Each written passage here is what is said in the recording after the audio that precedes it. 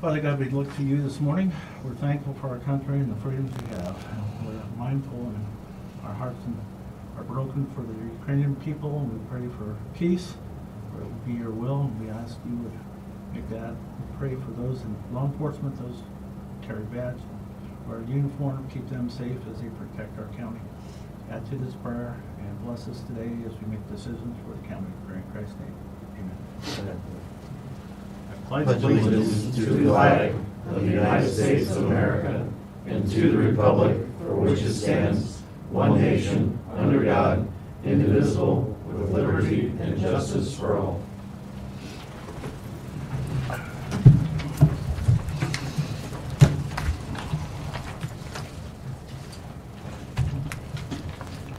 All right, I need a motion for the minutes as written, February 22nd, 2022, regular session. So moved. Second. All in favor, aye? Aye.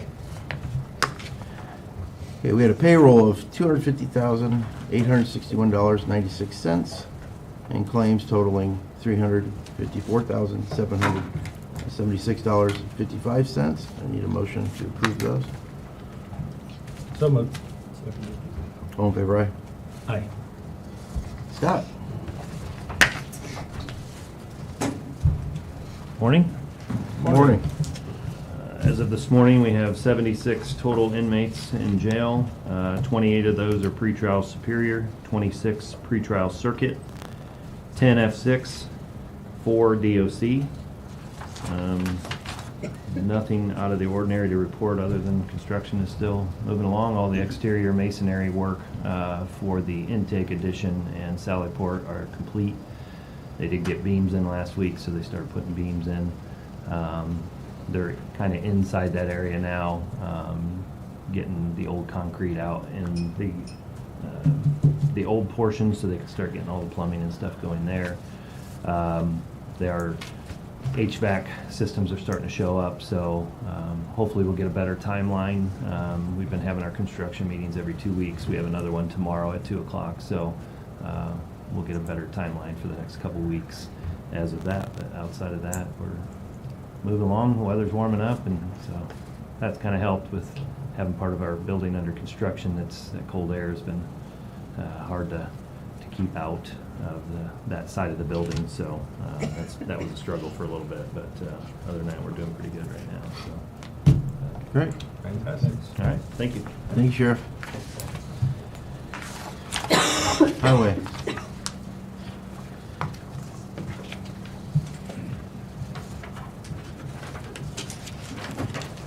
Good morning. Good morning. Morning, Sean. I didn't see Connor here. I just texted him for an update. As far as I know, though, we've been going over some plans, kind of shuffling around how the site plan will look. And then I did see that the building was in for advertisement. Yes.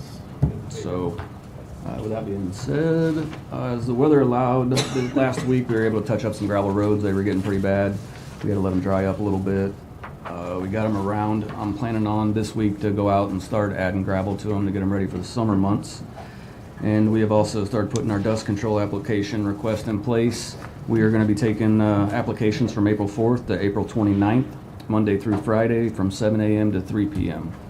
You can find that application on wellscounty.org and then hit the highway tab. And the price of that will be $1.57 per foot this year. Everything goes up a little bit. That's a 10% or a 10-cent increase from last year. Postcards will be mailed out to the previous users. We also have one Freightliner truck that is out of commission, and we don't know when we'll be receiving the parts. The part is on back order. It's sitting at Stoops, so we lost a truck on our already minimal fleet. I don't think it's going to hurt us too bad as long as we can get that back this summer. But it's just out of commission for now, so with that being out, it takes us just a little bit longer if we have any snow events. There's no delivery date on that part. I check on it weekly and still no update, so it's been out for about 2 to 3 weeks. So the motor doesn't run? No, it will not run.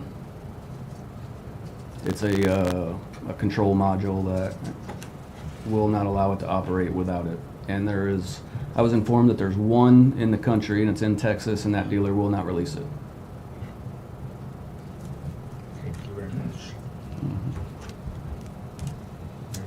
And when we do the gravel roads, it'll take us time, so just because we're starting it this week, doesn't mean we're gonna complete it this week, so looking for a little time to play between the weather and get this gravel on the roads. It looks like in past years, it takes us approximately 3 to 4 weeks to complete all gravel roads. Well, we know you're on it. All right, Oh, yeah. thank you. Any questions? No Not question. for me. All right, have a Sure. good day. Thank you very much. Nate?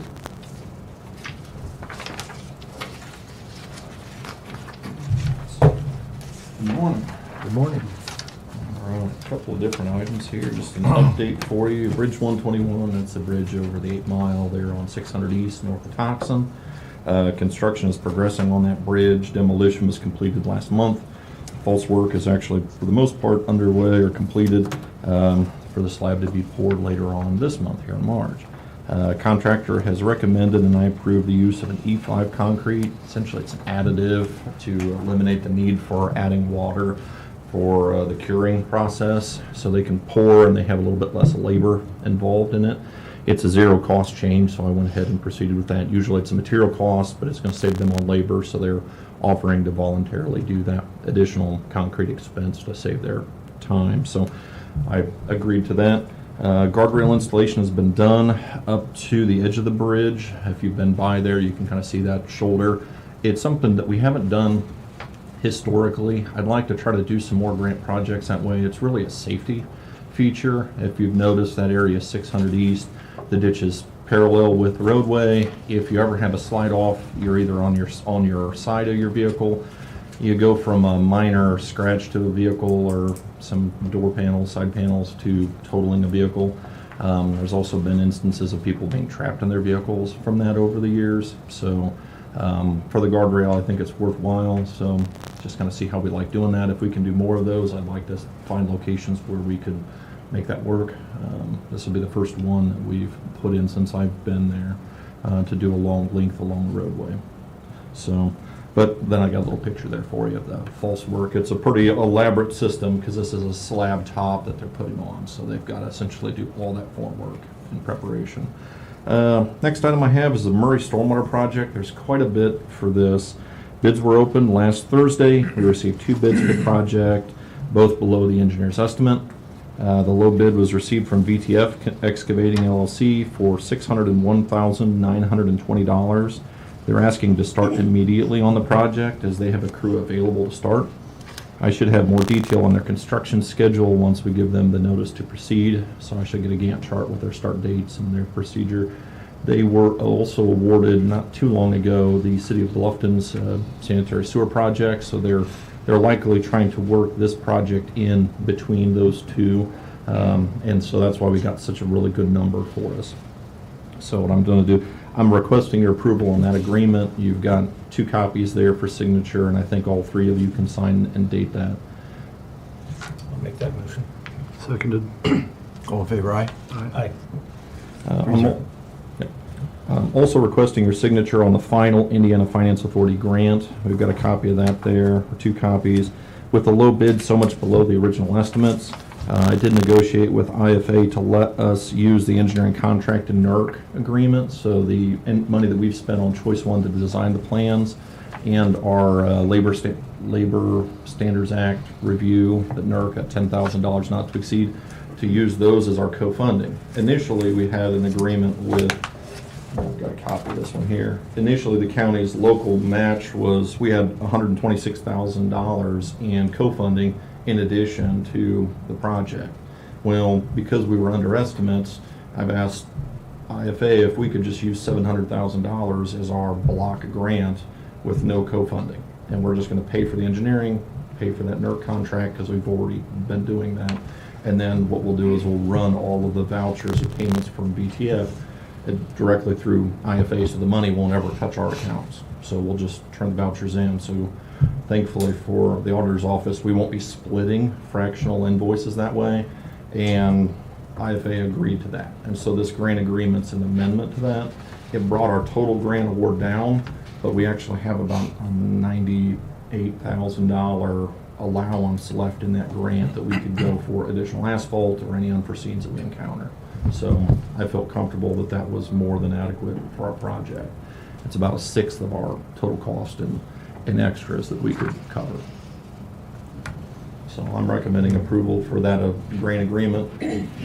So moved. Seconded. All in favor, aye? Aye. 3-0. Thank you. Next item, just an update on the Wells County Regional Sewer District. The RSD has advertised for bid the construction of the Craigville sewer system. That was on February 25th and March 4th. Plan is to have the bid opening then on March 17th. I haven't seen any revisions or addendums to delay that. If they can close with SRF in May, there may be work as early as late this summer on that. I have been told that pump availability is still very sketchy, so in all likelihood that project won't be able to be completed in 2022. It'll likely end up being some sort of a project where they do some work in the fall and then try to do a winter work where possible and then close up and button up the project in the spring. I've kind of warned the engineer that in all likelihood I'm not going to allow thoroughfares to be left with temporary surface, so I want to have them do it permanent or a little more steady temporary surface, whether it's asphalt on the main lines before they finish up in October, November. I don't want to That needs to be a repeat. requirement. Yeah, so they're gonna be made aware of that here, so we're gonna make sure that they have that, and the RSD has a meeting tonight, and that's one of the things I wanna talk to them about, Excellent. so. And then the last thing I have here, or I've got is 3 unofficial detours from Indot. I'll read off the different locations. They got 3 different projects. One is State Road 218 over the Carries, Brown, and Wolf Ditch.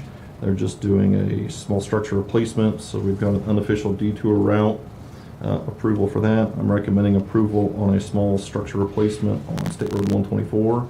Also the Carries Ditch, about 6.6 miles east of State Road 3. And then the last one is a small structured pipe lining, also Carries Farm Pond Drain. It's on 124. About 0.2 miles east and 0.7 miles east of State Road 201. Just recommending our approval on those 3 unofficial detours. Give me the last one. The last one is a small structured pipelining, listing State Road 124 over the Carries Farm Pond Drain and the Carries Section 36 Drain.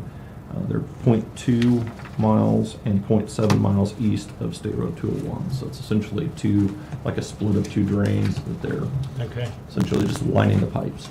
Just trying to picture location Yep. where it is, so. The pipe linings are very Yeah. short durations by comparison to the small structure replacements. So I'll make a motion to allow those detours. All in favor, aye? Aye. 3-0.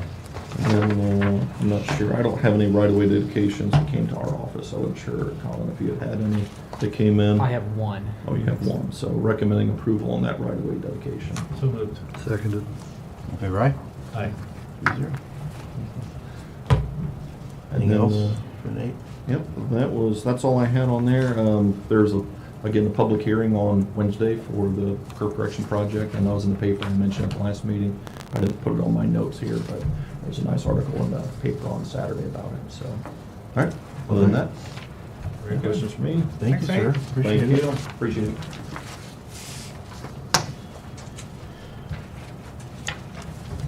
Jared, you have some information on us on flood safety?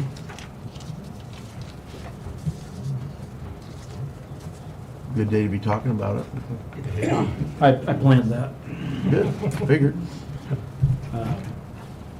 Every year, the Maumee River Basin Commission typically provides this proclamation for the Board of Commissioners. Wells County is a member of the Maumee River Basin Commission. This year, it is March the 14th through the 18th is Flood Safety Awareness Week. Typically, we do this on the week of flood safety, but because of the way the calendar fell this year, the meeting was actually going to be the week before. So just asking for your approval. Just a couple of quick stats that I can't tell you the number of people that pass away per year or are seriously injured. Just trying to drive through standing water, or what they think is standing water. Typically, water that's going across the roadway is moving water. About 6 to 8 inches of that will carry a small car off the road. If there's a ditch nearby or something like that, and it sweeps the car into the ditch, bad things happen. a foot or more of water will take a full-size pickup off the road if it's fast-moving. So driving through standing water is not a good idea. It's not safe. And not a good plan. I'll So- make that motion for our flood safety. Second. All in favor, aye? Aye. 3-0. Make sure.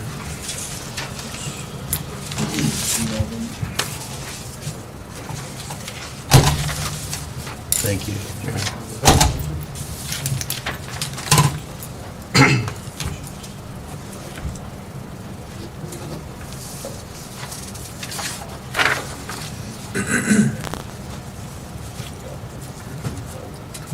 Did I tell you good morning yet?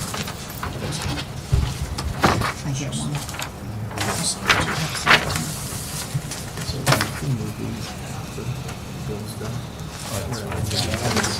Thank you so much. Thank you, sir. We have a representative from Family Centered Services.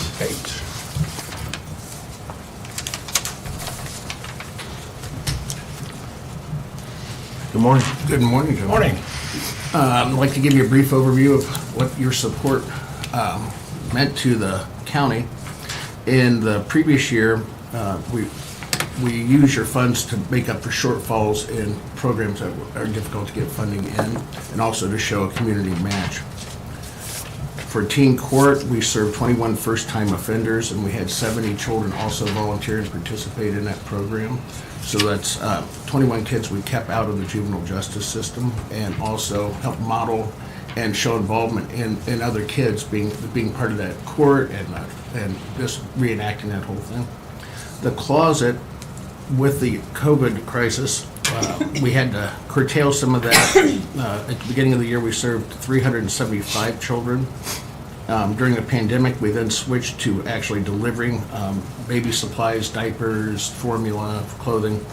And then we worked with Community Harvest and got weekly supplies of food, so we hand-delivered 500 of those to people in the county. And then once we opened back up, we had 724 visits, people coming to the closet. And those are folks that can only come once a month and get that support. The other program that this is supporting is the CARES program, which is an addiction recovery program. Our focus now is pivoted to relapse prevention.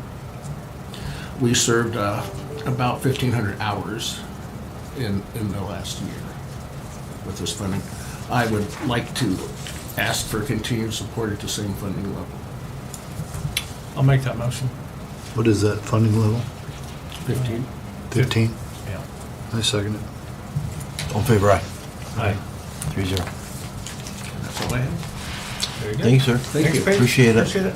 Thank you. Can we move the fire truck towards the end? Because we have all these paperwork stuff. Yeah, that's fine. Bill or Marlene, is Marlene here? Anybody from the Oh. No Health Department. Okay. I think Bill stepped away for the restroom, so take a phone call, so maybe we want to do that. Yeah, that's right. Aussie and Rescue Truck. We've got bids, I guess, all of them.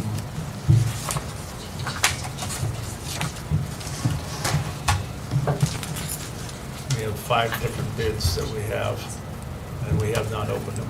Okay. They came in Friday at 1 or 2 p.m., whatever the deadline was. So I guess each one, open one, and we'll see where they're at. We also have one in Lisa's folder from Indiana Bonding, so.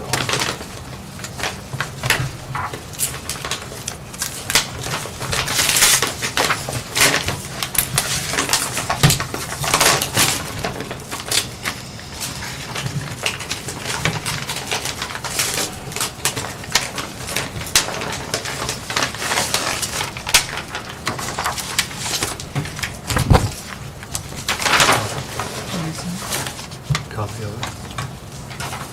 Oh, yes. Okay, that's one of the bids. Sorry. watching them down there. I didn't know you were too.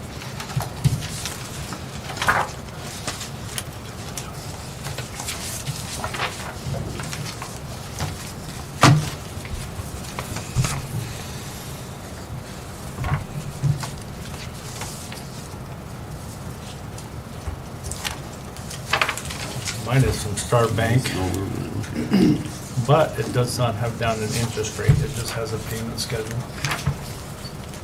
It's very important. So I don't know what that number is in comparison to everybody else's. This is Three Rivers, and their offer is fixed at whatever prime rate is. Prime at the time of closing or prime as it goes through year by year? Is not. Oh, it's just says this: Wall Street Journal prime rate interest will remain fixed during the term of the loan. So my assumption is prime rate, whatever it is today, staying at that rate. That's how I read that.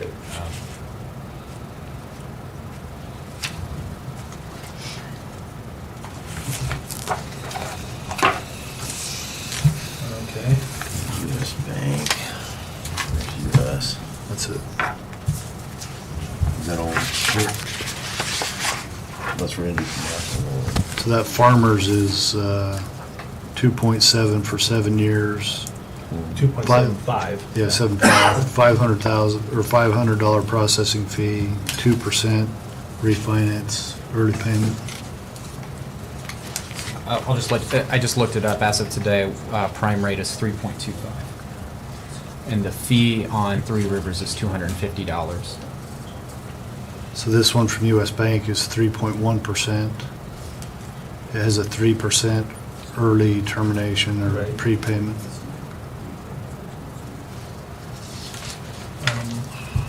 It doesn't talk about any fees for paperwork.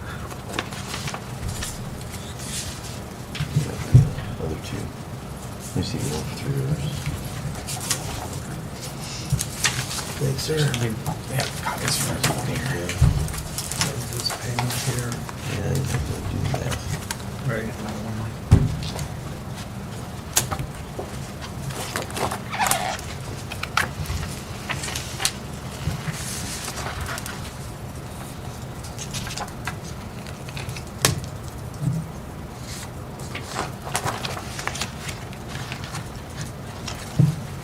Payment interest in this is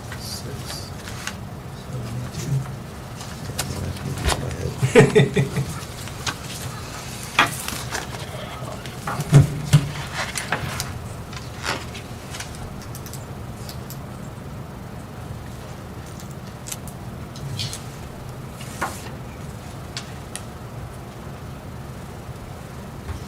So it's a fluctuating scale, but this is what averages out to. Right, 3.1, right? right. Okay. What is the one you have, Lisa? Bancorp, US Bancorp, it is 2.394%. That's through the US Bond Bank. It looks like And the, And did that have a $900? That's, looks like that's the, no, it's the one that I did all the talking Yeah. early on. the bond bank. Yeah, the Bond Bank. Yeah, which is one she has, right? What was that rate again, Lisa? 2.394. And what was the monthly payment? And that one was what? The 2.7. Or annual annual payment payment, So we're was at that. $83,169.76. 83,169.76. 88 here. So something that's paying for a buck is US bond, right? The bond bank's the cheapest.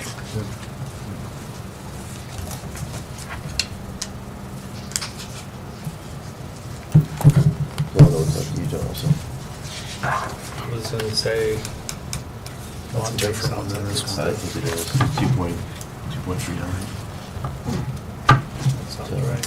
Okay. Is there any, Are they the same? Other discussion on it, I don't know.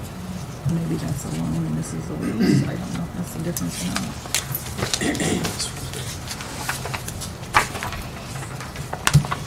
can we put it on hold and discuss it after the end of the meeting?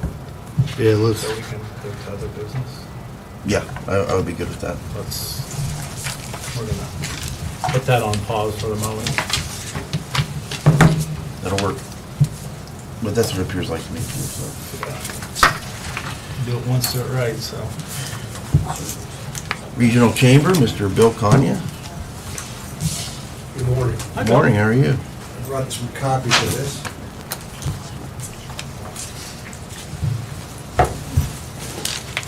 Unless I'm missing something.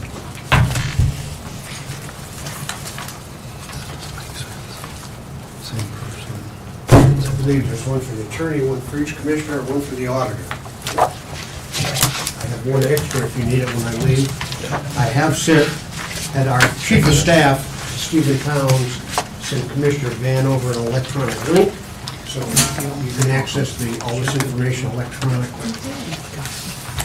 If you don't mind, I'm going to start out by giving you a little bit of history. I'll go as rapidly as I can out of respect for your time, but it's going to take a few minutes. First of all, the Regional Chamber is not a chamber of commerce. We have right now 17 local chambers of commerce who are members of the Regional Chamber. We provide sustained advocacy in the legislature for 97 private sector businesses. We include the Regional Chamber and the local economic development corporations as private sector businesses. In spite of the fact that they are not-for-profit, Parkview is also a not-for-profit member, and they're rather substantial, and we have 7 colleges and universities who are not-for-profit, and they're rather substantial. So we provide that advocacy for our 97 members. We do it through a policy committee in which we invite each of our members to participate. We have 4 subcommittees that work with our policy committee, and we tend to appoint subject matter experts to those policy subcommittees. They are focused on our policy priorities, which are 21st century talent, whether it's attracting, retaining, educating, etc., or training our workforce. World-class infrastructure such as rural broadband, US Route 30, and now of course we're taking an interest in US 1 with you guys.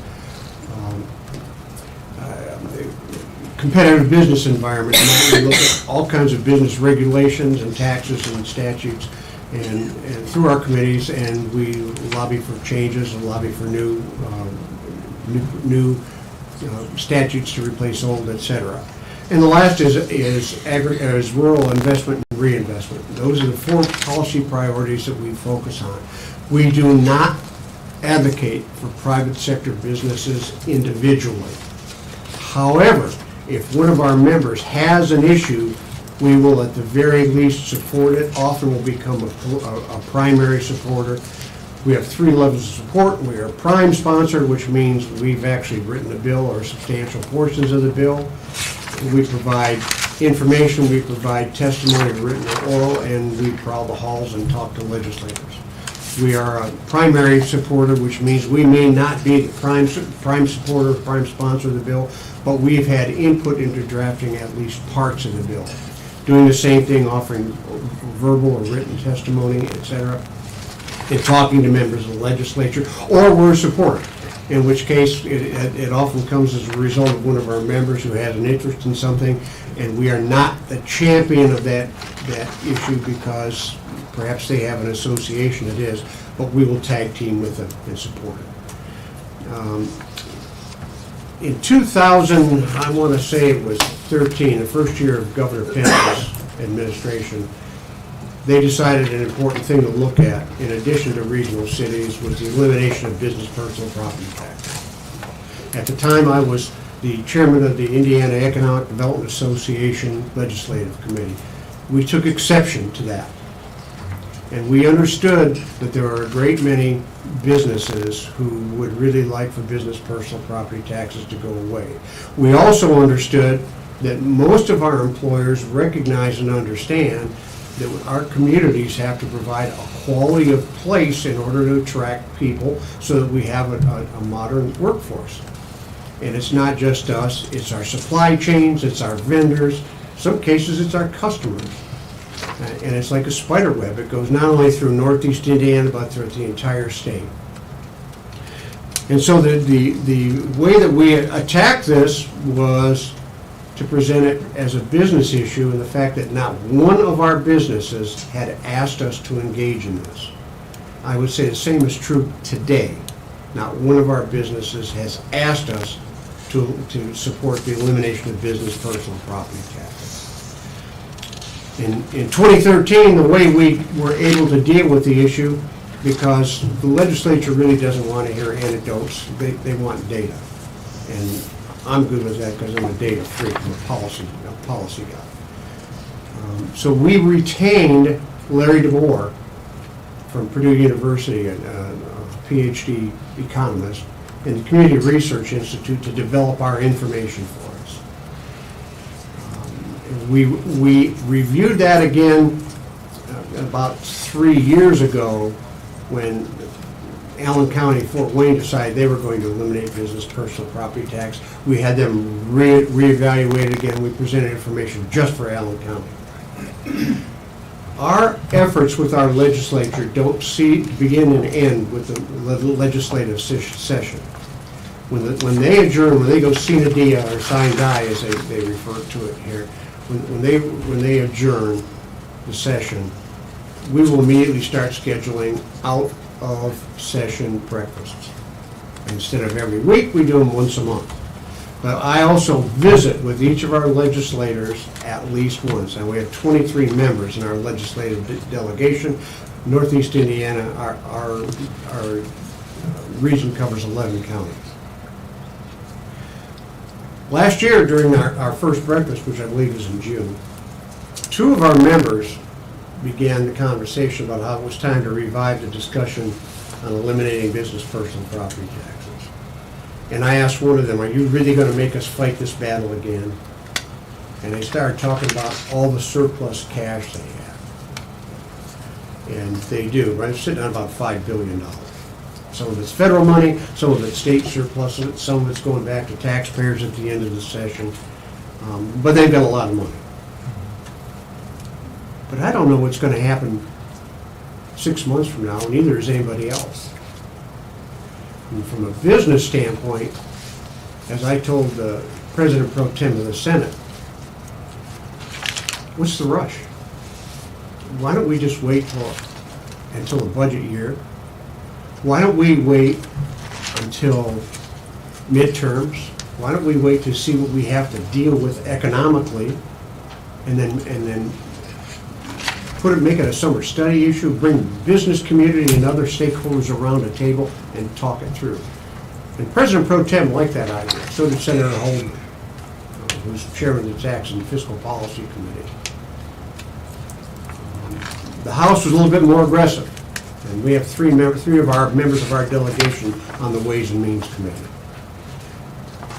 So it became obvious to me that it was going to become an issue in the Ways and Means Committee. And it was going to become an issue in the House. They wanted a tax cut.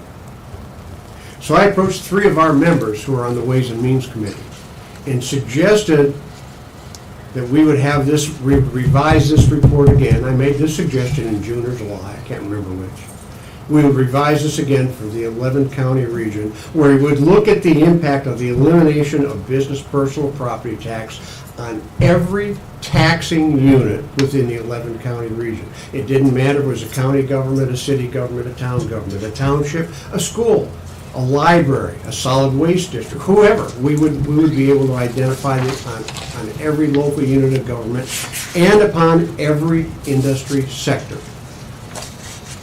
We immediately start reporting that, as we do with our members, every week in writing. Every week we send out something called notes from the CEO, notes from the president, and we talk about what's happening. We alerted our policy committee and our subcommittees to this. We alerted the Lido Council and the Chamber Coalition to this as pending issues. And we did the best we could to educate people beforehand, before we even began to convene our policy committee to study this. I then reached out to Larry DeBoer from Purdue University, again, the economist, who I found out subsequently had retired, but was still involved and still working with Policy Analytics LLC, a terrific data and tax firm in Indianapolis. So we decided that what we would do is do an illustrative impact of eliminating business personal property tax assessment in 221, the shift in the tax liability and what it would mean. So what you have here is their report. The first section is their PowerPoint presentation. And there's a lot of really good information there, and I don't have time to go through that, and you guys don't want to listen to it. But it's all there, it's all pretty self-explanatory. If you have any comments or questions, you need additional information, you let me know. I'll arrange for a Zoom conference between Larry DeBoer and us, so that we can get your questions answered. The second section is where the meat starts. And if you look at that, if you look at page 5 and 6, and the page numbers are at the bottom, page 5 of 6, the second half is Wells County. And this details, in section 2,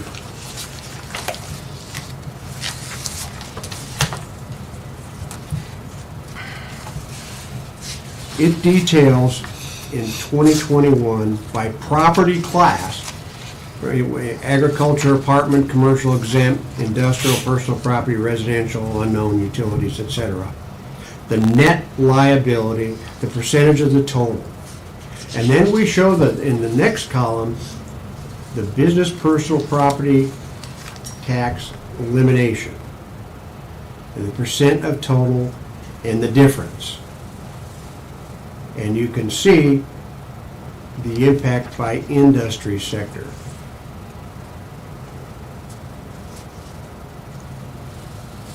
If you go to section 3,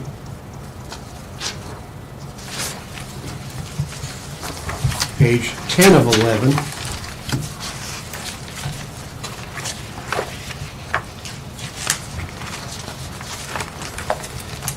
this is Wells County, the illustrative impact of eliminating business personal property tax assessment in 2021 on each taxing unit.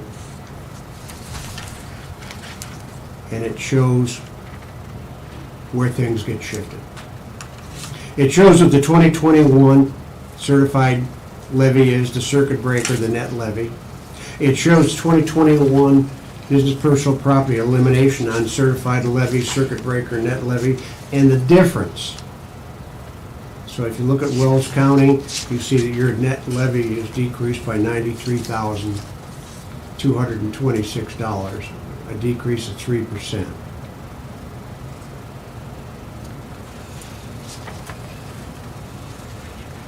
And it details that, the impact to everything. And if you compare this with the prior one by industry sector or economic sector, you can see the impact it has on residential and agriculture, on business, etc. Bill, if you go back to that presentation. Sure. And you look at slides 35 and 36. Page, where are you? First section. First section? Yeah, page 35 and 36.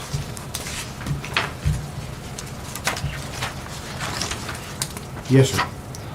So, do I read that right, that 35 shows the deduction of, or shows the business property, personal property elimination, and it saves businesses 8% throughout the county. But if you flip to that next page, it adds to residents 10% tax? Okay, let me find it. All counties. So 36 is average residential liability, and it goes up 10% Yes. if you drop the business personal property. Yep.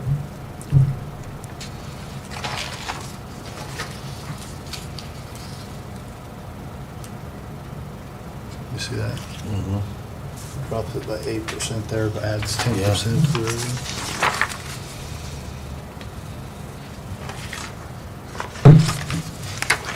If you look at Wells County, in that section at page 36, is the average change in residential liability due to business personal property tax. You see Goes up 17%. 17.5%. So in Wells County alone, you Yeah. take the business away, and it drops at 5.7 for the business, but it adds 17.5% to the individual Residential. property tax.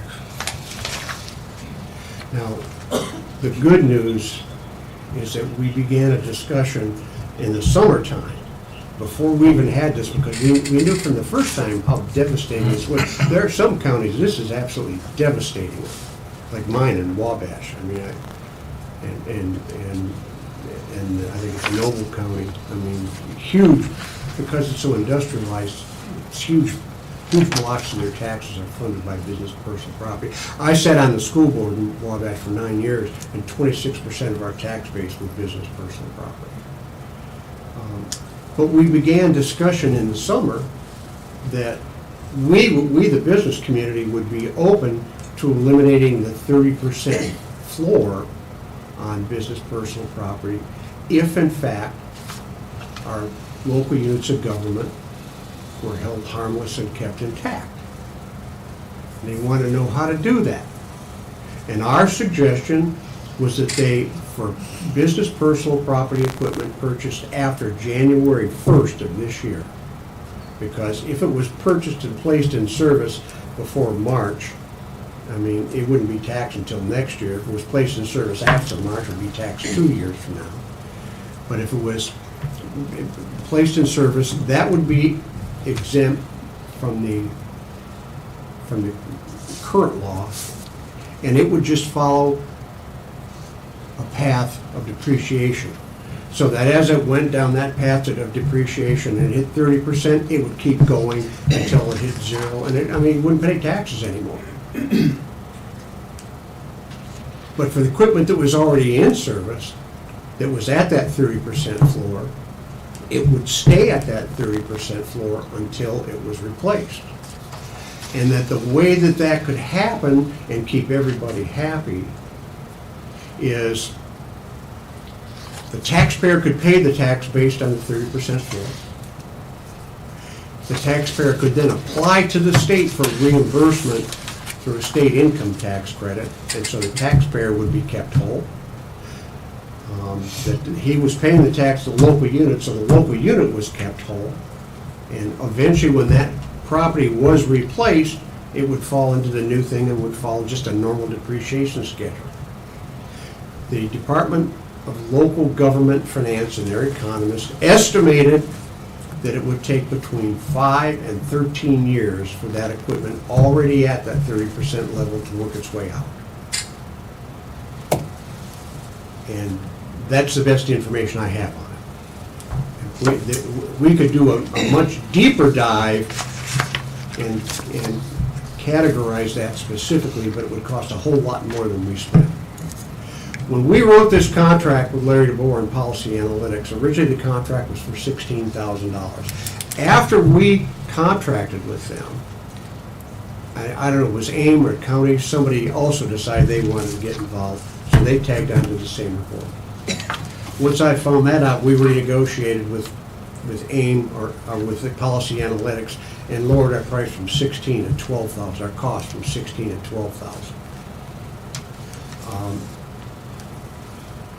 And they were happy to do that. Has anybody independently verified this information besides Policy Analytics? Anybody ever second? This is, it's Purdue University. Purdue's, it's accurate.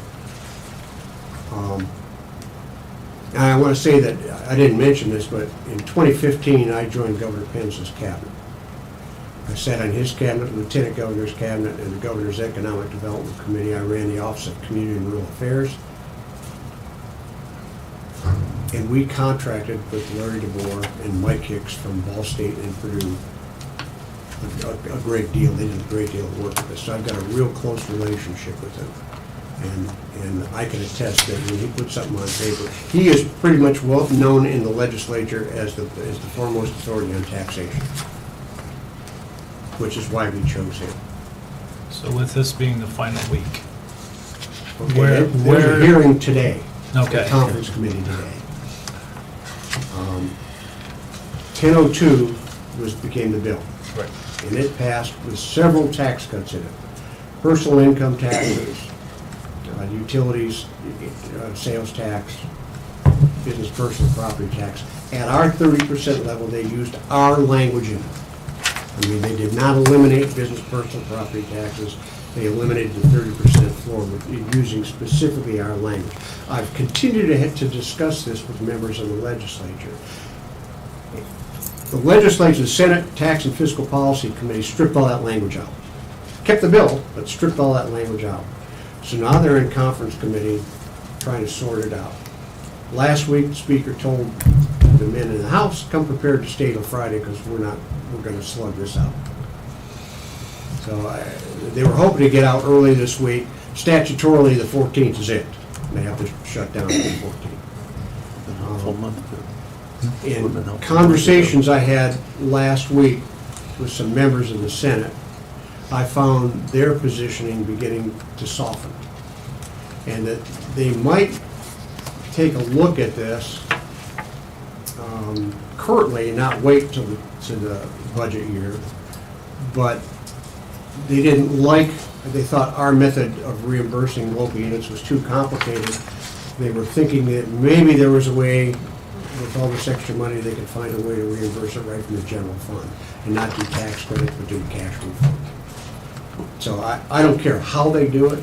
To us, it's important as a business organization that our local units of government are able to fund the services that our communities need, that are able to fund the amenities that will attract the quality of workforce we need, that will fund our schools to the level our schools need to be funded, et cetera. And one of the lines that I used, frankly, in conversations was, we don't need to be engaged in a race to the bottom. You know, again, stressing not one of my members have complained about this. Every one of them, if you give it to them, will take it. Sure, I mean, we've got a construction company pays $280,000 a year in business personal property taxes. He'd be happy to take it. And Steel Dynamics, I promise you, pays substantially more than that, as do our healthcare, as do most of our manufacturers.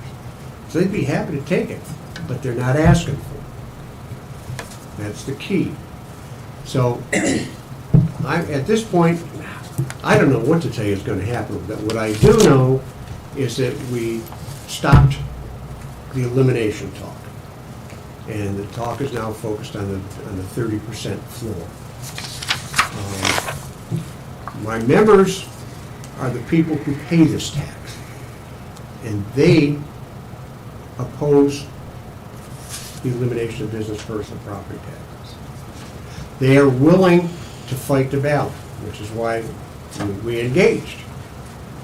What they weren't willing to do was pay for the data that it took to be able to fight it. So it's the revenue stream of local units of government. But we don't have a relationship with local units of government. I mean, we work with Mayor and Commissioners Caucus.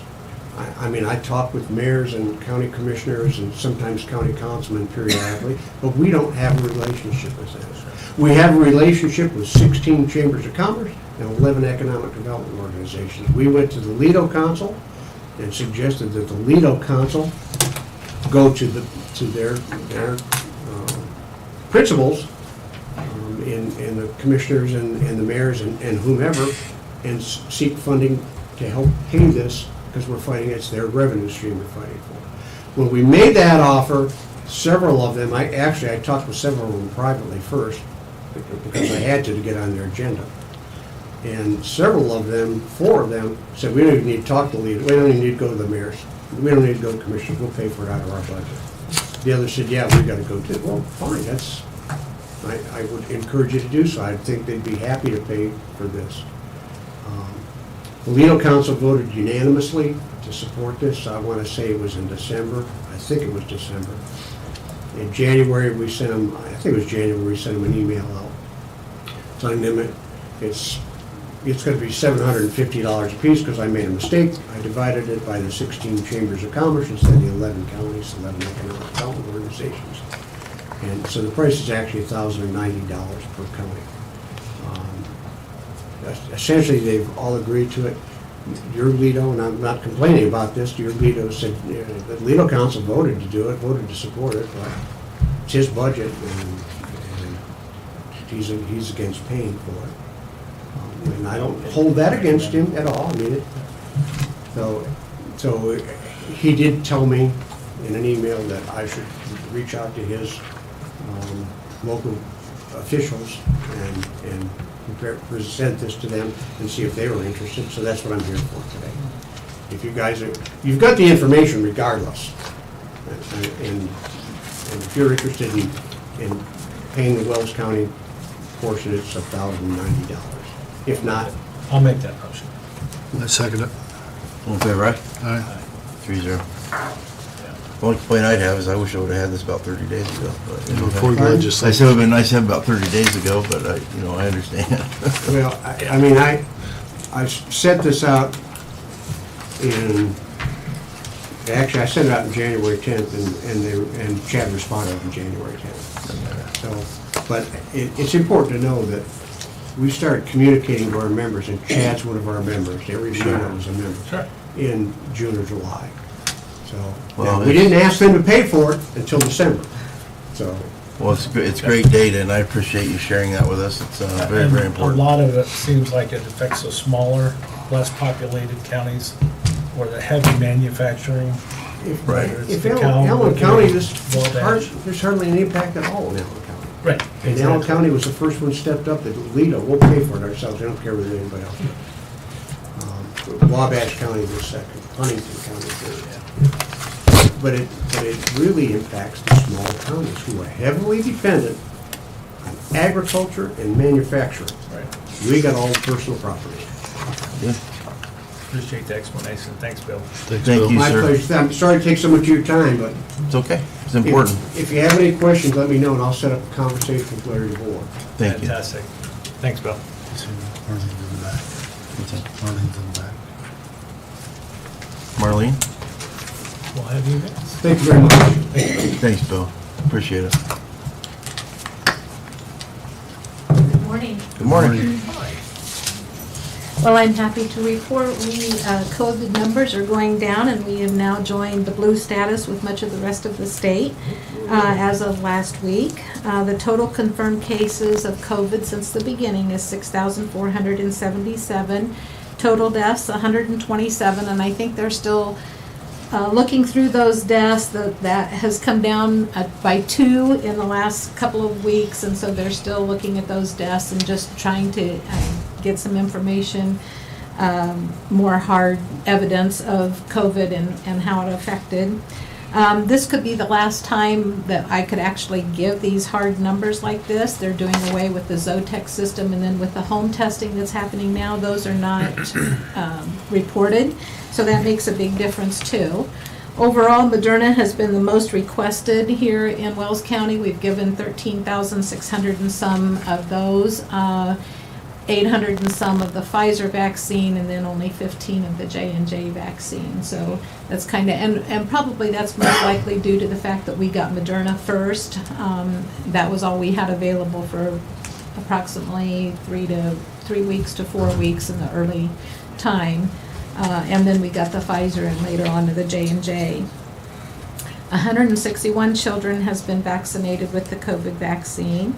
We're continuing with the shots on Monday morning, Monday afternoons, and all day on Wednesdays, and testing on Monday AMs and all day on Thursday. That has dwindled as well. We don't have nearly as many people calling in for that, and much of the testing being required right now is for travel because that's still being insisted upon. As of next month, we'll probably dwindle those hours down and won't be offering them quite as often. So good to hear that the cases are going down.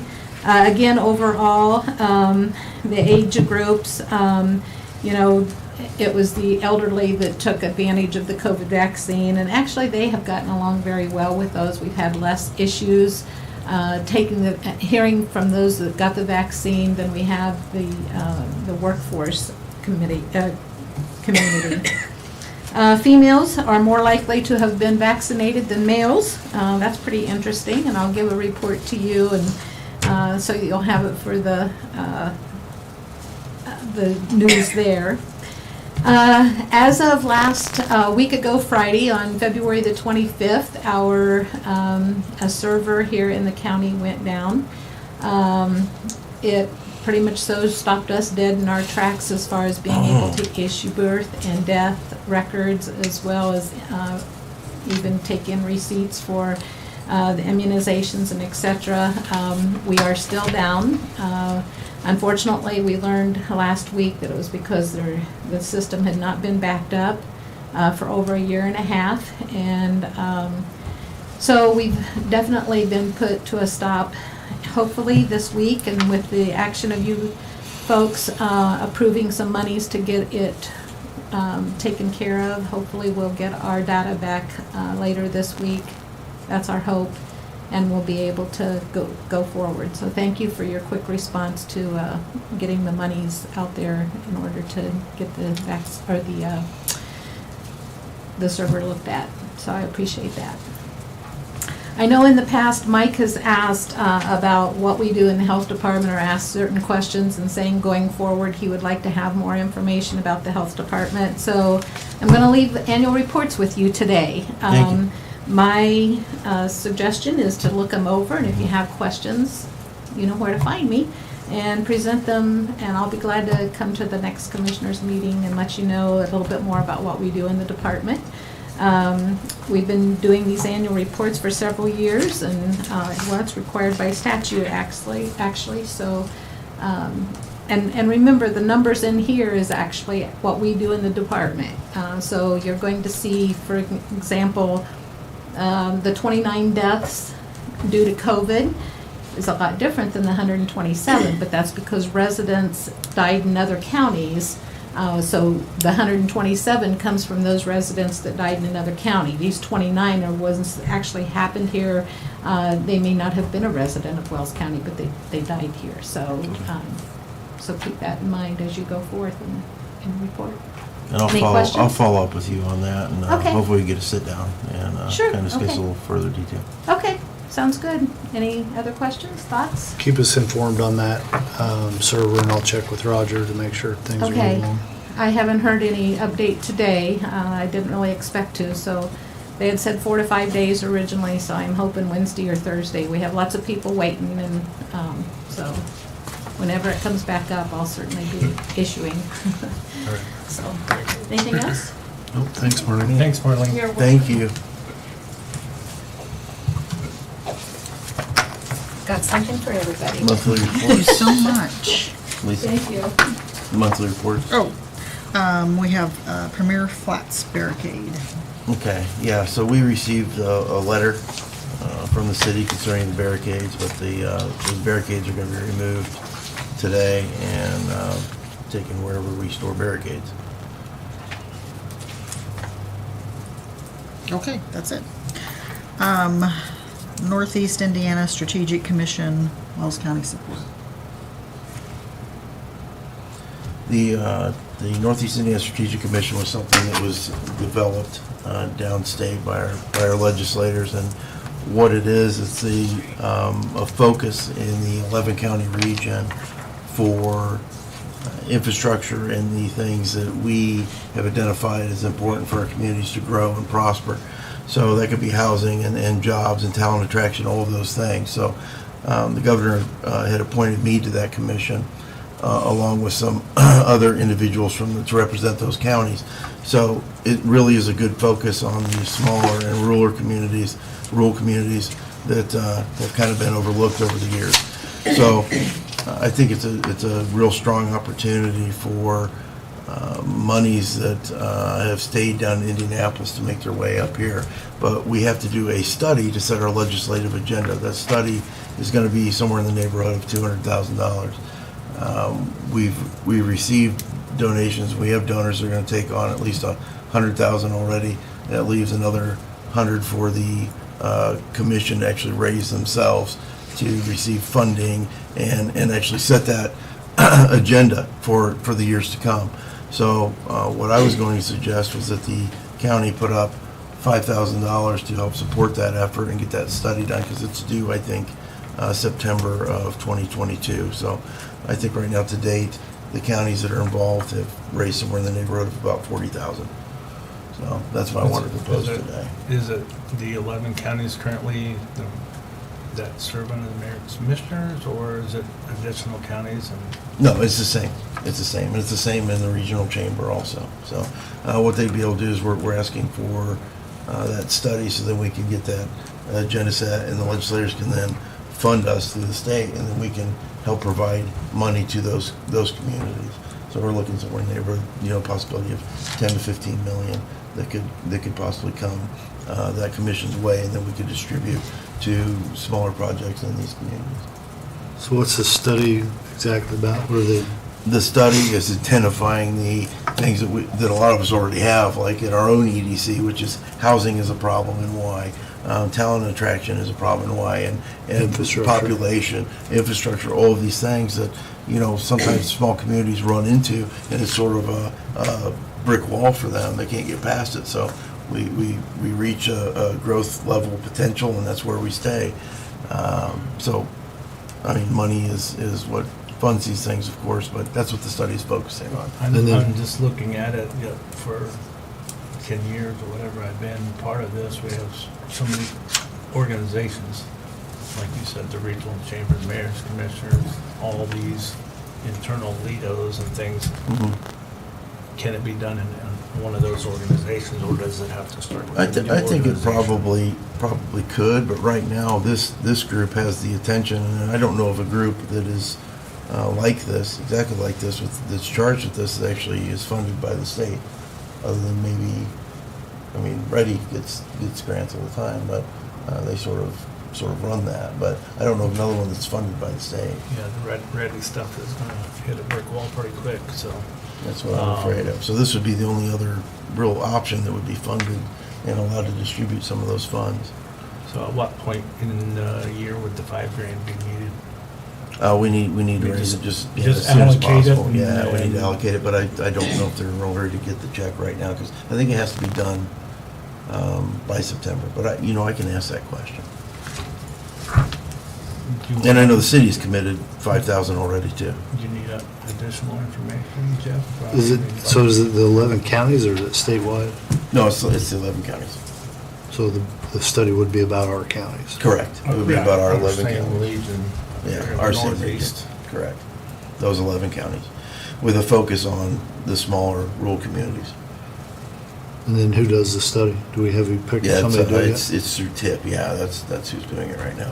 Don't ask me what that name stands for. It's TIP. They've probably told me 3 times, and I've forgotten it already. That's the reason I take notes.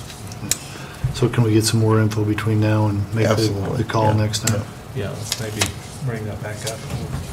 Absolutely. Well, Discuss if I it wanted to at in least second broach meeting. the conversation, and get your guys' wheels turning on it. I'd like to know more about it before we say yes. Absolutely. All right, what else do we have here? Bi-county transportation? Anything? I haven't seen anything. I can chime in on this. There is a proposal from Adams County through their county attorney to sort of, how can I put this, twin our services up with between our councils on aging to provide rural transportation for Adams County. We receive grant funding through Indot to fund the Wild Bus, basically, and Adams County wants to proceed under that umbrella and have our jurisdiction act as a pass-through. We would just apply. We have to apply for grants every year. The Council on Aging does, and that grant would be increased. It'll take an effort on the commissioner's part, the council's part, the Council on Aging's part in both counties to get this all together.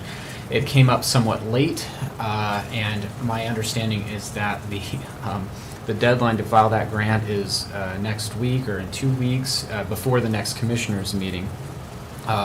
Mark Burry, who's the county attorney in Adams County, has been sending me a lot of information. I've been sharing it with the commissioners. There may be some I don't know where we're at as far as are we going to do this or not.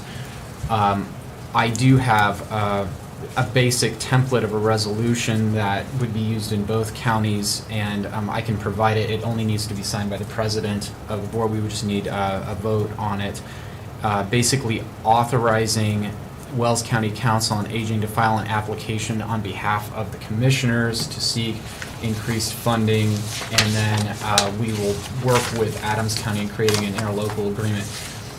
How that interlocal agreement looks, what it'll look like, I'm not quite sure. Well, I don't believe that Adams County has voted on this yet, but their council meets weekly, I believe, and Mark Burry was going to be pushing them in that direction. He indicated to me he didn't expect much pushback on their end.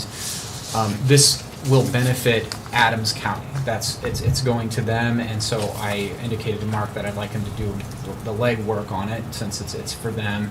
I do have a resolution that I can have Mike sign if the commissioners approve it. But basically, we're going to furnish information to Indot through our Council on Aging, authorize them to file for that grant. If that grant's approved, then we'll work on an interlocal agreement that will bring everybody together on the same page. What it looks like on Adams County's side right now, though, I don't really know. And so I know I believe I've spoken to Blake and to Jeff about it, and so there may be some disagreement right now on whether or not we should do that. If the grant does not get applied for, there's nothing to say that we can't do it next year. It would just be a year delay, and so I'll leave it to you gentlemen how you'd like to handle it moving forward. I'm not in favor of this for a couple of reasons. One, we talked to the board months ago. They brought it up. They haven't done anything. We haven't heard anything from the Adams County commissioners directly, and it looks like we're waiting until the very last minute. It looks like the burden of this is on Wells County to get it to go through, but the benefits on Adams. If they're not willing to take the ball and run with it, I don't support doing it. I think it's more of a burden and a risk on us than it is a I did benefit. have a conversation with one of the board members of County Commissioner, Mr. Stoppenhagen, also Wells on Wheels, Creative Arts from Adams County, Tim Ramsey.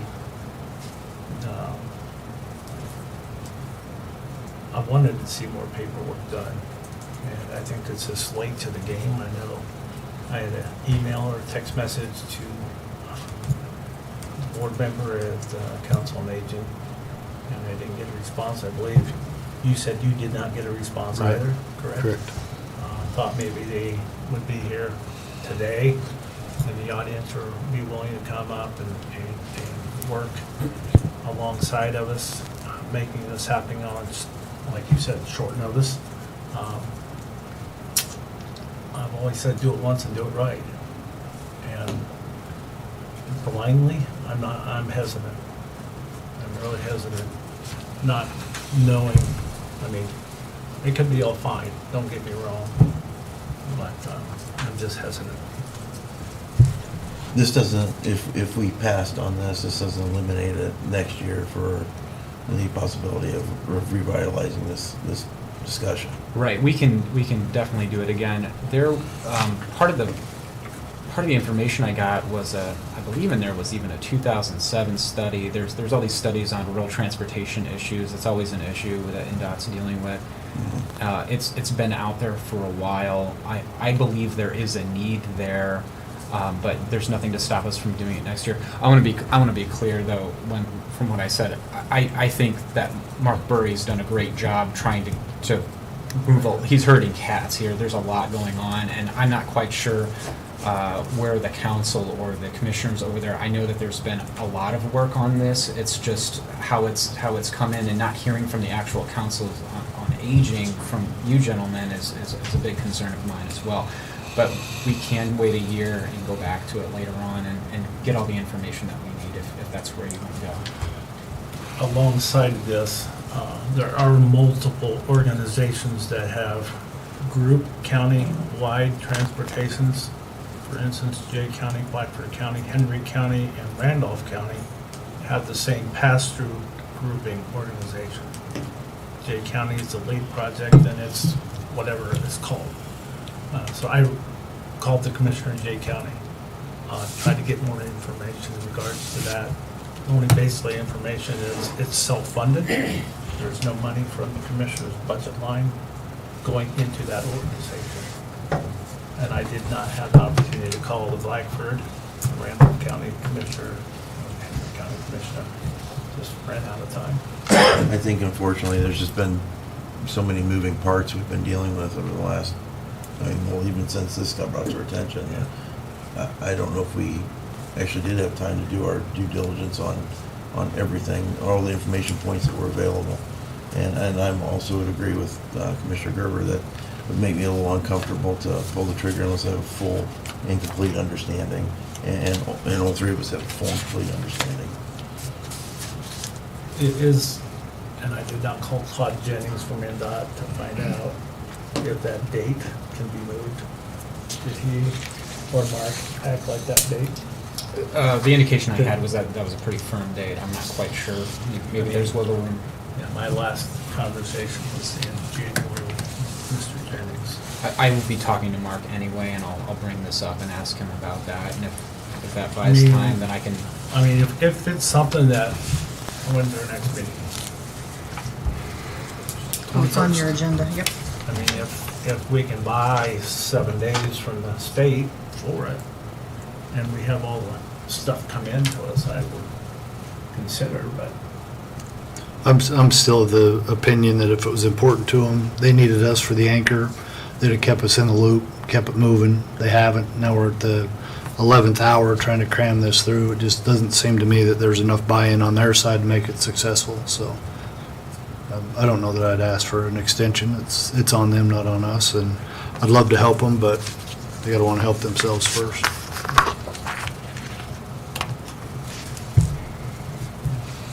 Okay, so we'll just Let it sit. let it set, yeah. Okay.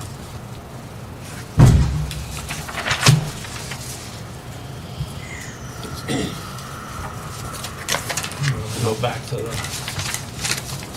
fire truck. Yes, stuff. please. Unless you have something else. No, I think There we need was to there jump was right back. one other matter of miscellaneous business, and that has to do with the Aussie Inspect building. I just wanted to give everybody an update. Yeah. ASEAN did pass a resolution allowing for ASEAN to fund this Great Lakes capital venture in ASEAN to develop a spec building, or I don't know if I'm using that right, but some development up there.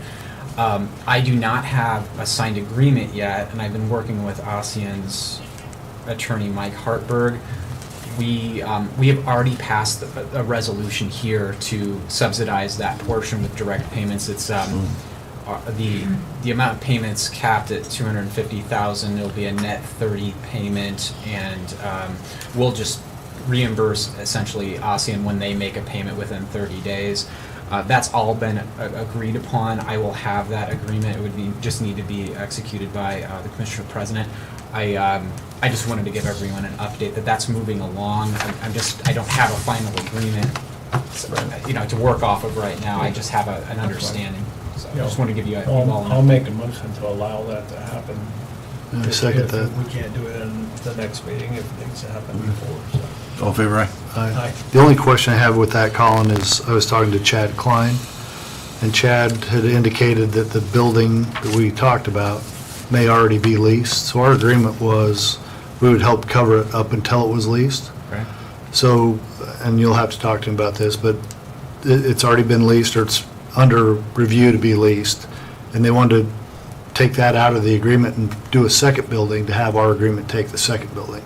I don't buy that. If it's leased and our agreement is on the first one, then that's when it stops. We don't have an agreement that, that one's leased, so let's move it to the next one, so you get 2 for 1. That's not how that works. Revolving line of Yeah, credit. two or something separate like that. issues. We need the buildings. We have a ton of businesses looking for places to Yeah, come. interested. Yep, so I'm good with that, but I don't like this moving piece here. We have that first agreement in writing though anyway, so. Right. We'll just go by that. If it needs to be another discussion for another building, then bring it back. Yeah. Okay, Absolutely. all right. Fire truck. So here's these two US Bank, there's one, they look identical, except one is dated February, one's dated January, and they're significantly different. Well, one's the bank itself and one's through the bond bank, All right, correct? so the bond, well, I can't tell the difference. Yeah, I can't either. They all look The about lower same. one is through the bond bank. Does it say something different on the bond? That one is the bond bank. Correct. All right, so that by far has the best terms. So it looks after analyzing all of them, then we'll go with the US Bond Bank at a rate of 2.394%. Do you agree? I'm in favor of that. I'll set the motion for that then. I'll make a motion. Second it. Yeah, all in favor, aye? Aye. 3-0. Took a while, but you got So you got a truck? I want to thank everyone from the financial side of it for submitting. Absolutely. Anything else from anyone up here? Audience? That's all, then I'll accept the motion to adjourn. So moved. Seconded. Thank you.